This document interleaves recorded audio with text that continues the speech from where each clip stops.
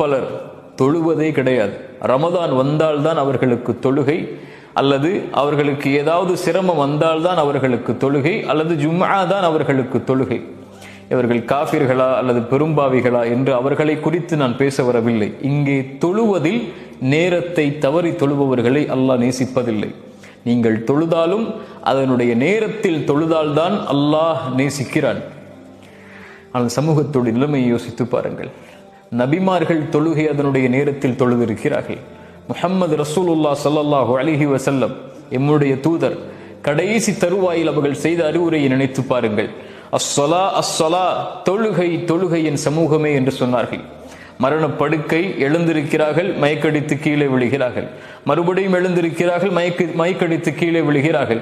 ஒவ்வொரு முறை எழுந்திருக்கும் போது அல்லாஹுடைய தூதர் தன் மனைவியை பார்த்து கேட்ட கேள்வி, சமூகம் என் நபித்தோழர்கள் தொழுது விட்டார்களா என்று கேட்டார்கள். தொழக்கூடிய நேரம் முடியக்கூடிய நேரத்தில் தான் தன்னால் அந்த தொழுகைக்கு செல்ல முடியாது என்று உணர்ந்த அல்லாஹுடைய தூதர் கேட்டார்கள் ஆயிஷா அவர்களை பார்த்து, உங்கள் தந்தை அபூபக்கரை தொழுகை நடத்த சொல்லுங்கள் என்று. அல்லாஹு அக்பர்.